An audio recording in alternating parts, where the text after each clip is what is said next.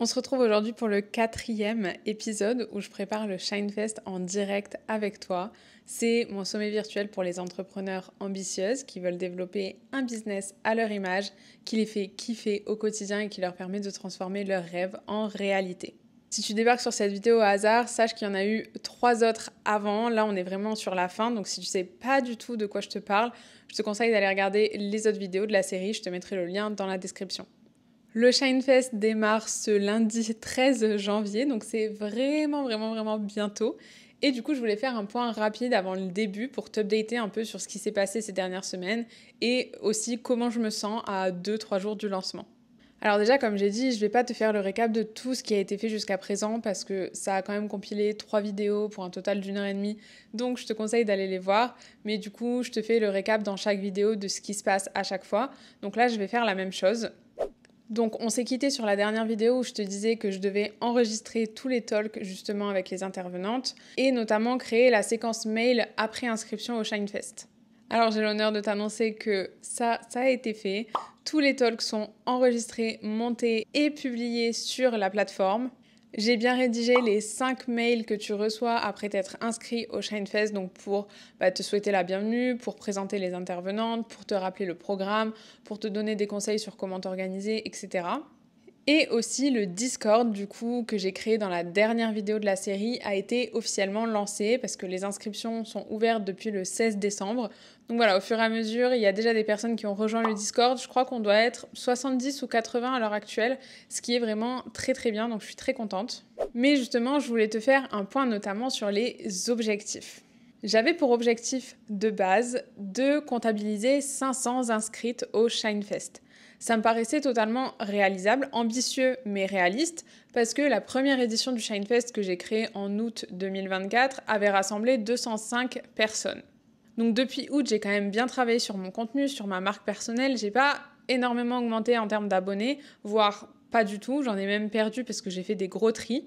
Mais je me disais, si j'ai quand même réuni 200 personnes à la première édition, je peux au moins faire ça. Et du coup, pour aller plus loin, doubler l'objectif pour la deuxième édition. Autant te dire que cet objectif des 500 inscrites, je l'ai très vite revu à la baisse. En fait, dès la première semaine des inscriptions, j'avais un peu découpé l'objectif forcément en me disant « Ok, les inscriptions se déroulent sur 6 semaines, il me faut 500 personnes, combien ça me fait à peu près de personnes par semaine ?» Même si c'est pas une science exacte, souvent on sait qu'il y en a plein qui s'inscrivent quand même à la dernière minute, etc. Je voulais quand même faire un peu ce calcul pour avoir un petit élément de comparaison pour savoir comment justement se passait ma période d'inscription. Du coup, dès la première semaine, j'ai vu que ça prenait pas. Ou ça prenait, mais assez difficilement, assez lentement. Et du coup, dans la deuxième semaine de la période des inscriptions, j'ai revu mon objectif des 500 personnes à la baisse. Je l'ai revu à 200, justement pour match à minima les inscrites au premier Shinefest. Parce que là-dedans, il y a quand même une petite partie d'ego, tu t'en doutes, même si c'est pas forcément sain, mais c'est la réalité, donc je te le partage quand même. Comme je disais, je sais que j'ai été capable de réunir 205 personnes lors de la première édition, alors que c'était la première fois que je faisais ça. Donc, je t'avoue, ça me ferait un petit peu chier de ne pas réussir à atteindre ce chiffre cette fois-ci, alors que c'est la deuxième édition, que du coup, je sais comment ça fonctionne de créer un sommet virtuel. Et qu'en plus, justement, j'ai revu tous mes process, toutes mes stratégies, etc. par rapport au premier Shinefest pour faire encore mieux à celui-ci. Mon objectif actuel, c'est d'atteindre le même nombre d'inscrites que le premier Shinefest, qui est de 200. Actuellement, à l'heure où je tourne cette vidéo, on est le mercredi 8 janvier, on est à 5 jours du début du Shinefest et je suis à 110 inscrites. Donc, si tu comptes bien jusque 200, il faut quasiment faire le double, encore une fois, en 5 jours, alors que là, les inscriptions sont ouvertes depuis 5 semaines. Donc, entre toi et moi, ça me paraît tendu, mais voilà, je garde espoir. Qu'est-ce que j'ai fait du coup justement pour booster ça? C'est que j'ai sollicité mon réseau. Alors j'aime pas du tout faire ça parce que en fait c'est une croyance, mais j'ai vraiment l'impression de quémander et je déteste ça clairement. Donc voilà, j'ai sollicité un petit peu les personnes avec qui j'ai déjà travaillé, les anciennes intervenantes du premier Shinefest, d'autres personnes qui ont déjà participé au premier Shinefest, qui avaient adoré l'expérience, etc. J'ai demandé un petit peu tout le monde s'ils accepteraient justement de faire une petite story ou de parler du Shinefest de manière gracieuse et juste gentille et bienveillante pour booster un petit peu les inscriptions sur ces 5 derniers jours. Les réponses ont été très positives, les gens ont accepté pour la plupart, donc il n'y a aucun souci. Mais voilà, c'est croyance limitante de mon côté, j'aime pas ça. Vraiment, j'étais en train de faire ça hier soir et j'avais vraiment, tu sais, les sensations physiques de ah, j'aime pas ce que je suis en train de faire. Genre, j'avais mal au ventre, je transpirais et tout, j'étais vraiment en mode ceci n'est pas une tâche que j'aime faire. Mais voilà, des fois, il faut se faire violence sur les tâches qu'on n'aime pas parce que du coup, au moins, je regretterai pas de pas l'avoir fait. Au moins, je me dirais que j'ai fait tout ce qui était en mon possible pour rassembler des inscrites pour le Shinefest. Et sûrement que si je l'avais pas fait, il y aurait eu ce petit truc de et si je l'avais fait, est-ce que j'aurais pu atteindre mon objectif si jamais je ne l'ai pas atteint d'ici là? Donc voilà, au moins là, je ne pourrais pas avoir de regrets. Alors bien sûr, tu t'en doutes, si tu me connais un petit peu, tu sais que j'adore me poser des questions et tout analyser. Du coup, forcément, je me suis demandé comment expliquer le fait que j'ai autant de mal à rassembler des inscrites alors que à la première édition, limite, ça a passé tout seul. Il y a une raison en particulier, alors je ne remets pas du tout toute la faute là-dessus, mais il y a une raison qui me fait dire que c'est peut-être un peu compliqué par rapport à ça, c'est qu'en fait, il y a un autre événement qui est très très populaire d'une entrepreneur qui est très très connue, qui se déroule aux mêmes dates que le mien. En fait, il y a Margot Cunego qui est très connue dans le monde de l'entrepreneuriat, qui fait un challenge gratuit exactement aux mêmes dates que le Shinefest. Et Margot Cunego, dans son challenge, elle attend 15 000 personnes. Donc ça fait quand même un gros panel sur la niche des entrepreneurs, qui est quand même aussi ma niche, même si on n'a pas du tout la même vision de l'entrepreneuriat, de comment faire les choses, etc. Ça reste, on va dire, la même niche, la même cible. Et j'ai notamment eu des personnes qui m'ont dit j'aurais aimé m'inscrire, mais en fait je participe déjà à cet autre événement, donc je peux pas prendre 2 événements en même temps. Ce que je conçois totalement et c'est pas ce que je recommanderais de toute façon. Donc je pense qu'une partie de l'explication peut être là, mais encore une fois, je ne rejette pas toute la faute sur cet autre événement parce que je devrais pouvoir créer mes propres événements indépendamment des autres et que ça fonctionne quand même. Mais du coup, la deuxième raison, c'est que je me dis qu'on n'est pas du tout à la même période de l'année qu'au premier Shinefest. Le premier Shinefest, c'était fin août. Alors, c'était un peu similaire dans le sens où j'avais fait ça pour que ce soit le retour de vacances. Donc là, c'est début janvier, c'est aussi le retour des vacances, mais je pense que c'est pas du tout la même vibe. En fait, c'est pas le même état d'esprit. Là, c'est vraiment début de nouvelle année. C'est difficile souvent de se sortir des vacances de fin d'année. Il y a beaucoup de personnes qui sont malades aussi. Ça, c'est un truc de fou. Il y a énormément d'entrepreneurs qui sont malades autour de moi. Et les gens, du coup, sont peut-être encore dans le rush de retour des vacances. Alors, j'ai pas la science exacte. Là, ce que je te partage, c'est 2 pistes que je me dis qui font que c'est peut-être pour ça que j'ai moins d'inscrites ou moins facilement, en tout cas, que le premier Shinefest. Après, peut-être que c'est pas nécessairement ça. Peut-être que c'est lié à ma communication. Peut-être que c'est lié à la communication des intervenantes. J'en sais rien, honnêtement. Mais voilà, en facteur externe, en tout cas, des choses que je ne peux pas contrôler, il y a ces 2 choses-là qui font que, je pense, expliquent un peu cette baisse d'inscription comparée au Shinefest de août 2024. Bon, du coup, je t'ai dit, on est à 5 jours du début du Shinefest. Qu'est-ce qu'il me reste à faire globalement ? Tout est quasiment prêt. Franchement, je suis assez contente. Il me reste à récupérer les workbooks et autres ressources des intervenantes. Je leur ai laissé jusque samedi pour me les envoyer, parce que comme ça, moi, je fais un dernier point samedi et je sais que tout est prêt pour lundi. Justement, quand je te dis faire un dernier point samedi, je repasserai sur toutes les pages, voir si toutes les vidéos sont bien en ligne, etc., même si normalement tout est OK. Et je ferai un dernier passage sur la plateforme de quêtes aussi pour paramétrer les dernières quêtes liées justement au workbook que les personnes m'auront envoyé. Ce qu'il faut que je fasse aussi, c'est de commencer à sérieusement animer le Discord. Parce que là, ça va, il y a quand même des échanges sur le Discord, je suis contente, il y a des gens qui se présentent, etc. Beaucoup plus qu'au premier Shinefest pour le coup, sachant qu'on était quand même à 2 semaines du début du Shinefest, donc je ne m'attendais pas à ce qu'il y ait énormément de retours, de messages, etc. Parce qu'en plus, période des fêtes. Mais je suis quand même agréablement surprise de voir que y a quand même des interactions déjà dans le Discord. Donc ça, je suis très contente parce que c'était un de mes gros objectifs justement pour cette 2e édition. C'était d'avoir beaucoup plus de personnes qui rejoignent le Discord et qui sont engagées dans le Discord. Et donc là, techniquement, même si le Shinefest n'a même pas encore commencé, je remarque que le Discord est déjà plus actif que lors de la première édition et que le ratio en termes de nombre d'inscrites et personnes sur le Discord est beaucoup mieux que la première édition. Donc ça, je suis très contente pour l'instant, ça annonce que du positif. Il faudra que je crée la séquence mail de vente suite au Shinefest parce que, tu t'en doutes, le Shinefest, c'est un événement gratuit. Je le fais avec toute la bonne volonté du monde et ça sera full valeur déjà gratuitement. Mais bien évidemment, moi derrière, c'est un levier pour pouvoir promouvoir ma nouvelle offre. Donc il faudra que je rédige les petits mails suite au Shinefest pour envoyer les replays, pour parler de ma nouvelle offre, etc. Globalement, il n'y a plus qu'à, honnêtement. Et du coup, dernier point, comment je me sens actuellement à 5 jours du Shinefest. Honnêtement, ça va.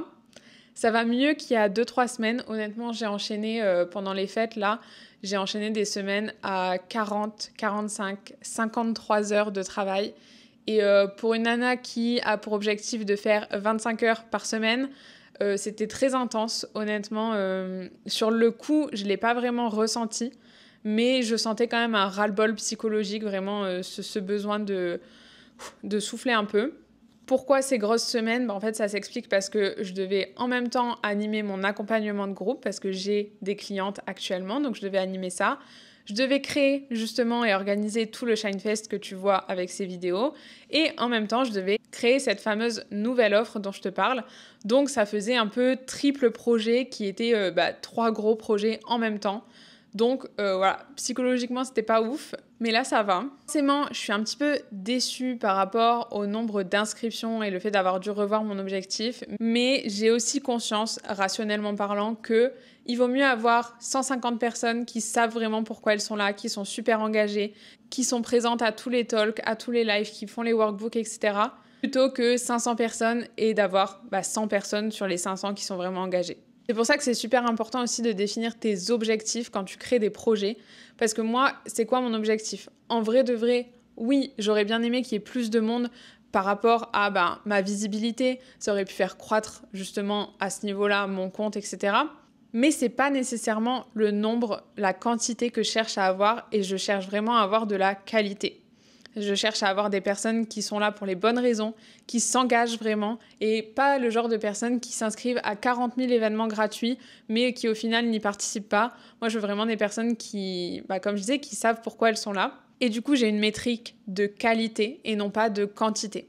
Et ça, du coup, j'essaye de me le rappeler justement quand j'ai ces petites pensées un petit peu négatives en mode ouais, c'est un peu nul, il n'y a pas autant de monde que prévu, j'ai pas envie de faire moins bien que la première édition, etc.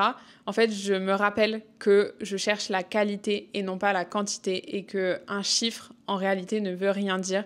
C'est comme t'as beau avoir 15 000 abonnés sur Instagram, ça veut pas forcément dire que tu vides ton business. Honnêtement, je connais des gens qui ont 12 000, 13 000 abonnés sur Instagram et qui n'arrivent pas à se dégager un SMIC de leur business. Donc franchement, je sais que c'est très bon pour l'ego, c'est bon aussi pour la preuve sociale, je vais jamais te dire le contraire.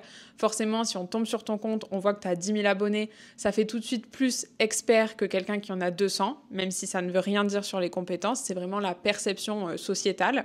Mais c'est sûr et certain, abonné n'équivaut pas forcément à conversion, à vente, à business rentable. Et du coup, c'est pareil pour n'importe quel projet. Là, typiquement, 500 personnes, ça ne veut pas forcément dire 500 personnes qualifiées. Donc, je préfère avoir 100 personnes, mais qui sont vraiment qualifiées, qui savent pourquoi elles sont là, encore une fois, même si je me répète, et qui participent vraiment à fond à l'événement avec moi, qui font vivre le truc, qui partagent dans le Discord, qui créent des connexions, parce que en fait, c'est ça qui m'importe finalement avec le Shinefest, et c'est pas la quantité. Globalement, du coup, j'ai très hâte que ça commence. J'ai hâte que ça se termine aussi dans le sens où je sais que ça va clôturer une très très grosse période de travail que j'ai enchaînée là sur ces 2-3 derniers mois. Donc je sais psychologiquement que la fin du Shinefest marquera aussi la fin de cette grosse période où je pourrai un petit peu souffler et reprendre un rythme plus normal. J'ai super hâte aussi que ça se termine dans le sens où je sors ma nouvelle offre. Une offre que je voulais faire depuis, j'allais dire des mois, mais des années même, et que je me suis retenue de faire parce que je pensais que c'était pas OK sur le marché, etc. Mais les tendances ont changé et maintenant c'est pile poil ce que les gens veulent. Donc je suis très contente d'avoir enfin su m'écouter et suivre mon intuition. Donc voilà, j'ai très hâte de mettre cette offre sur le marché. Ça sera ma seule offre. En plus, ce sera le seul moyen de travailler avec moi à partir de janvier 2025. Donc j'ai très hâte parce que ça marque vraiment un nouveau tournant dans mon business, un nouveau chapitre. Donc c'est aussi pour ça que j'ai hâte que ce soit terminé. Mais bien entendu, j'ai super hâte que ça commence et j'ai hâte de partager cette semaine avec les inscrites. Donc voilà pour le petit point sentiment et émotion. Globalement, ça va très bien. J'ai très hâte de vivre cette semaine du Shinefest parce que l'année dernière, ça a dépassé vraiment toutes mes attentes. C'était vraiment incroyable. Les retours que j'ai eus à la fin m'ont fait vraiment chialer parce que c'était, comme je disais, bien plus que ce que j'imaginais. Les gens en ont tiré énormément de valeur et Ça a toujours été mon but, mais je m'attendais pas à ça. Et ça me permet de terminer sur une petite remarque qu'on a eue donc avec une autre intervenante en story hier, de quelqu'un qui disait « J'ai pas envie de m'inscrire parce que, en gros, flemme des sommets virtuels où les intervenants te partagent pas grand-chose et derrière, on cherche uniquement à te vendre les replays. » Et en fait, ça m'a un peu choquée. Alors, rien du tout contre cette personne, mais ça m'a choquée dans le sens où c'est un truc auquel j'avais même pas pensé. Et c'est vrai qu'en fait, le modèle économique, entre guillemets, des sommets virtuels, souvent, du coup, tu vas avoir les interventions et en fait, on va te proposer, quand tu t'inscris gratuitement, d'acheter un pack VIP. Donc, ça peut être un pack à 20, 30, 40, 50, 100 euros. Et en fait, ce pack, dedans, tu as accès au replay, justement, des interventions à vie. Et souvent, tu as des petits contenus exclusifs, genre, je sais pas, imagine que moi, mes intervenantes te font une vidéo en plus de 2 minutes qui est exclusive, que tu ne verras pas dans le Shinefest si tu n'as pas le pack VIP. Mais en fait, le Shinefest, c'est vraiment pas ça. Le Shinefest, je ne vends rien derrière. Alors, comme je t'ai dit, c'est un tremplin pour moi pouvoir avoir plus de visibilité pour proposer ma nouvelle offre. Mais en fait, je ne vends rien en lien direct avec le Shinefest. Je vends pas de pack VIP, je vends pas d'accès au replay.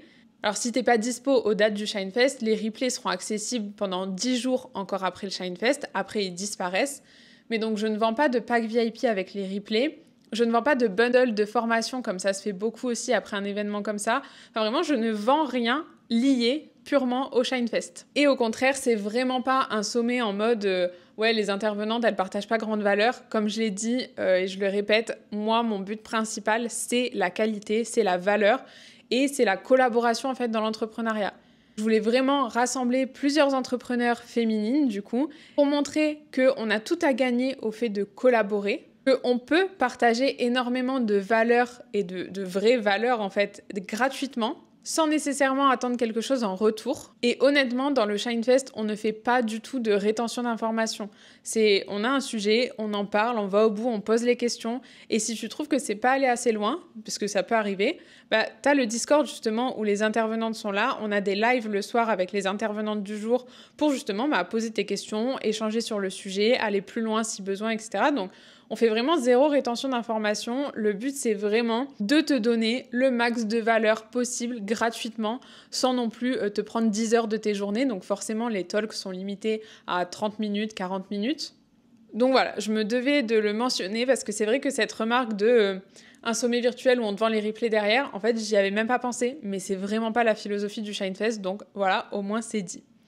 Du coup, si jamais ça t'a donné envie de t'inscrire, parce que du coup, ça c'est la dernière vidéo de la préparation du Shinefest, je ferai sûrement une dernière vidéo dans la série, mais après que le Shinefest soit terminé, pour te faire un peu le bilan, pour te dire exactement à combien d'inscrites on a terminé, combien de personnes ont acheté mon offre derrière, etc., pour que tu vois un petit peu plus le bilan post-création. Mais donc à l'heure où sort cette vidéo, le Shinefest commence dans 2 jours.